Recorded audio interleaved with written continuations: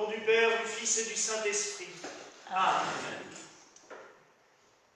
Eh bien, chers frères et sœurs, dans cette sainte quarantaine du carême, il y a des petites notes de lumière par rapport à la profondeur et des fois même un peu la tristesse de la liturgie du carême.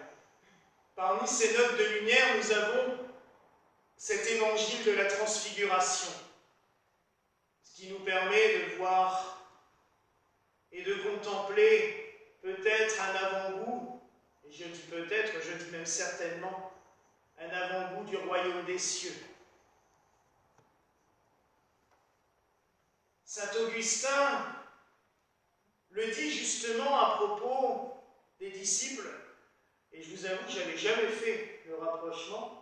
C'est vrai que quelques semaines avant cet événement de la transfiguration, le Christ dit à ses disciples: « Certains d'entre vous ne verront pas la mort avant d'avoir contemplé le royaume des cieux. » Et c'est vrai que souvent on l'interprète en se disant: « Ah, ils vont voir le retour du Christ. » Et c'est ce que d'ailleurs certains ont dit: « Mais voyez, racontez n'importe quoi, puisque tous les apôtres sont morts et le Christ n'était pas revenu. » Mais non, saint Augustin nous dit, ça ne concernait que 3 disciples, Pierre, Jacques et Jean.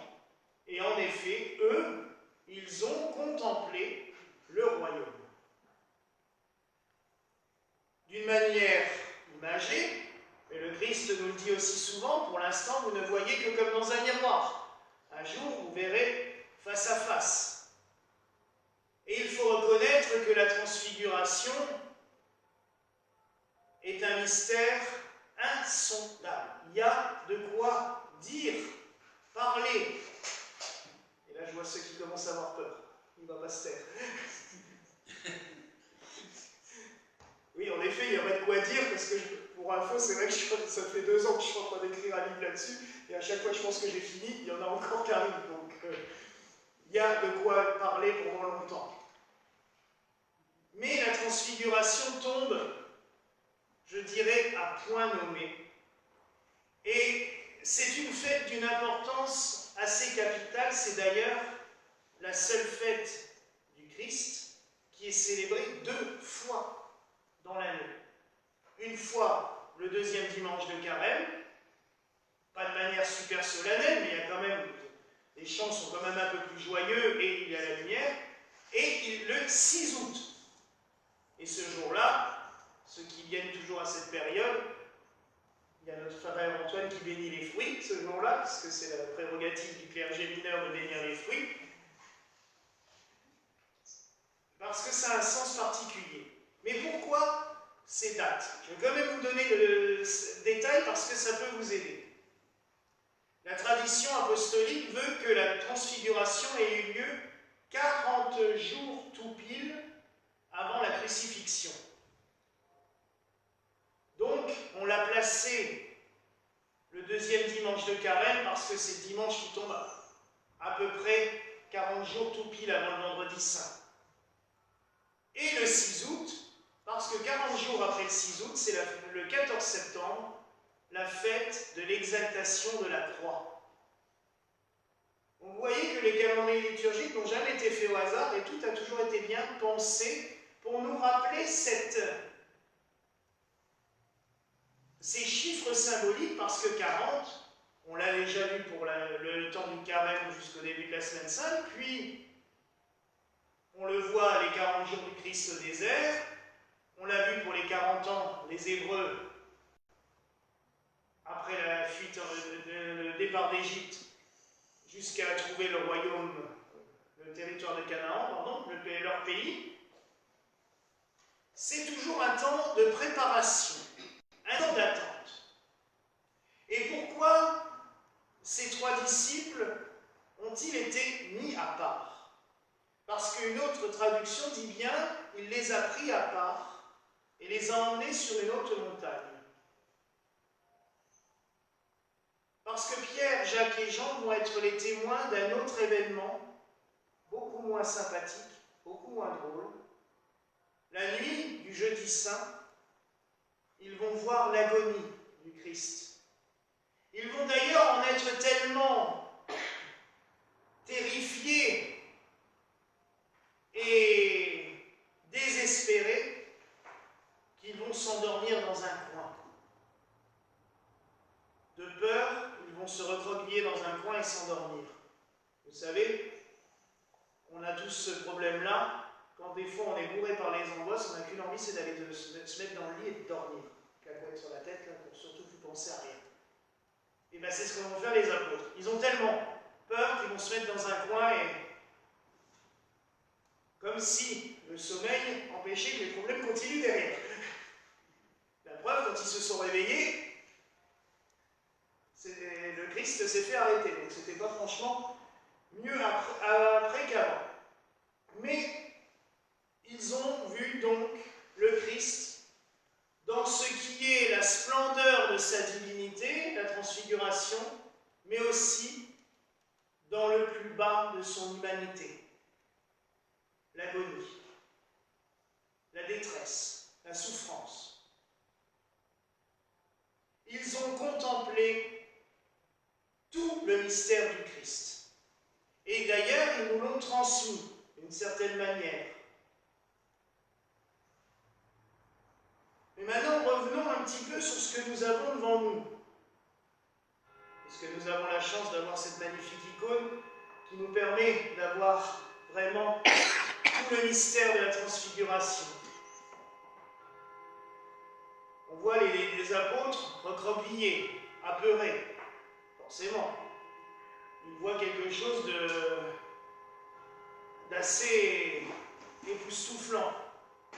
Et en haut, nous avons le Christ, entouré de deux hommes, Élie, le prophète, et Moïse, le patriarche. La loi, Moïse, c'est lui qui a vu le Seigneur sur la montagne du Sinaï, qui a reçu la loi, et nous avons Élie, lui, il a vu le Seigneur sur le mont Horeb. Et il représente l'ensemble des prophètes. Et vous remarquerez que dans la signification des icônes, il y a toujours tout à un sens particulier. Et nous voyons bien qu'il y a trois montagnes dessinées. Une montagne qui a la même couleur que la terre en bas, là où est le Christ, c'est le mont Tabor. Et les deux autres de chaque côté, sur lesquelles sont les prophètes, elles sont de couleurs différentes pour nous montrer que c'est un rappel des événements passés, mais qu'elles ne sont pas situées dans la même scène. Parce que Moïse et Élie sont les deux seuls à avoir pu contempler Dieu, chacun à sa manière. Moïse, c'est sur le mont Sinaï, où il a passé, étonnamment, 40 jours. Et là, dans le buisson ardent, Dieu lui donne sa parole. Buisson ardent qui, je rappelle, brûle mais n'est pas consumé. Il y a des flammes et l'arbre n'est pas consumé. Élie, lui, après avoir jeûné pendant 40 jours, puisqu'il a décrété de son plein gré, on l'a lu cette semaine, il me semble, qu'il allait faire la grève de la faim face aux prêtres de Baal qui font tout et n'importe quoi, même à son propre roi qui est en train de sombrer dans le paganisme le plus total. Élie se met sous un arbre et dit « Bon, maintenant, j'ai plus qu'à mourir, ça suffit. » Et pendant 40 jours, il ne se nourrit plus. Et là, à un moment, Dieu lui dit « Non, maintenant tu manges et tu viens avec moi. » Et c'est un ange qui lui dit, et il monte sur la montagne, et là, il dit qu'il entend Dieu, non pas dans la tempête qui a précédé, non pas dans l'orage, mais dans le souffle d'une brise légère. C'est merveilleux. Vous remarquerez, dans les deux cas, Dieu se manifeste à nous dans la discrétion, dans le feutré. Il n'a pas besoin de grandes manifestations aux yeux de tous. Alors je sais que souvent on attend ça, on aimerait, j'aimerais qu'il apparaisse en plein milieu, là, devant tout le monde. Non, toujours discrètement, quand il veut se manifester dans nos cœurs, il sait comment faire. Il faut juste les ouvrir, nos cœurs. Mais il sait toujours comment se manifester. Et donc nous avons, présents lors de la transfiguration, les deux grands personnages de l'Ancien Testament qui sont là, qui ont eu une relation particulière avec Dieu et qui sont là comme pour attester que, oui, la scène qui se passe devant les apôtres, c'est la manifestation de Dieu. Car le Christ, je vous le rappelle, comme on le dit dans le prologue de Saint Jean, c'est le Verbe de Dieu qui s'est fait chair. C'est la parole de Dieu.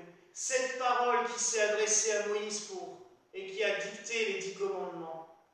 Cette parole qui a annoncé tant de choses à Élie, c'est cette parole qui est incarnée dans le Christ. Celui-ci est mon Fils bien-aimé, écoutez-le. Et c'est bien pour nous rappeler que nous avons besoin de la loi de Dieu, que nous avons besoin des prophètes. Les relire régulièrement, ça vaut vraiment le coup. On en a parlé cette semaine avec l'un d'entre vous. Les prophètes, et surtout, Isaïe, parce qu'il nous raconte vraiment tout ce qu'a fait le Christ, mais tous les autres, les livres prophétiques sont passionnants à lire. Mais il faut toujours les lire à la lumière du Christ. Nous avons été transfigurés par le Christ. Augustin voyait justement dans la robe blanche, qui devenait toute blanche du Christ, l'Église. Et c'est vrai qu'on compare souvent l'Église à la tunique sans couture du Christ. Et il disait que ce vêtement, c'est toute l'Église qui a été transfigurée par le Christ, en même temps que le Christ. Et je trouve ça vraiment symbolique et extrêmement beau. Et nous avons besoin de tout. Et enfin, j'aimerais revenir sur ce passage, parce que c'est vrai que des fois, on peut se dire, les évangélistes, ils donnent des détails, mais qu'est-ce que... Pierre qui demande à faire 3 tentes, et Christ, il ne lui répond pas. Pourquoi il s'acharne? Pourquoi il nous met ça? Qu'est-ce que... Ah, mais si, il y a aussi toute une symbolique. Donc Pierre voudrait faire 3 tentes. Comme si il y avait la loi d'un côté, les prophètes de l'autre, puis Jésus tout seul au milieu. Non. Parce que le Christ ne répond pas, mais à ce moment-là, l'Esprit Saint les couvre toutes et tous d'une nuée lumineuse. Pour montrer que non, il n'y a qu'une seule tente, la tente de Dieu, et qui réunit la loi, les prophètes et le Christ qui transfigure tout cela.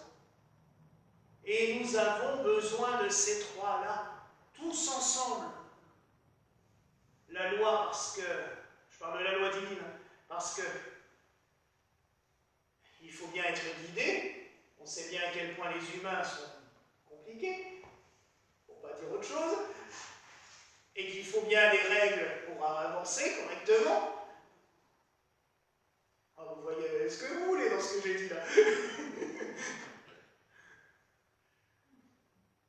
On a besoin des prophètes, de l'esprit prophétique. L'Église en a toujours eu besoin. Elle l'a eu durant tout l'Ancien Testament pour nous annoncer Christ, mais depuis aussi, quand il y a des grands saints ou des grands mystiques qui ont annoncé des choses, voire même orienté le cours de l'histoire grâce à cela. Je pense à une prophétesse, parce qu'elle est reconnue comme telle, c'est marqué même dans le missel, sous sa veste, maintenant c'est marqué vierge et prophétesse, et qui a vécu à 2 heures de route d'ici, de Gardeningen. Les papes, les empereurs, les évêques, les grands fondateurs, Bernard de Clairvaux, allaient jusque chez elle pour lui demander comment orienter le cours de leur fonction, de leur vie et de l'histoire du coup. Cet esprit prophétique, l'Église en a besoin, comme elle a besoin de règles. Mais tout cela doit être transfiguré toujours à la lumière du Christ. Il transforme tout. Et il nous transforme nous aussi. Enfin, et je terminerai là-dessus, nous avons parlé de ces quarantaines. 40 jours pour Élie, 40 jours pour Moïse. Dans 40 jours, le Christ va s'offrir en sacrifice sur la croix. Et nous sommes dans cette sainte quarantaine du carême. Là aussi, c'est un long travail. Et cette fête de la transfiguration nous permet de nous dire, mais ne désespérez pas, soyez tranquilles. La lumière, vous l'avez. Car je vous le rappelle, Moïse, il était planté sur le Sinaï pendant 40 jours, mais il ne savait pas ce qui allait lui arriver. Élie, lui, dans sa tête, les 40 jours, il savait déjà que ça allait durer 40 jours, et puis il s'attendait à mourir. Nous, on sait ce qu'il y a au bout des 40 jours, la lumière de Pâques, la résurrection, la vie. Alors, c'est un peu plus facile pour nous de supporter les 40 jours du carême.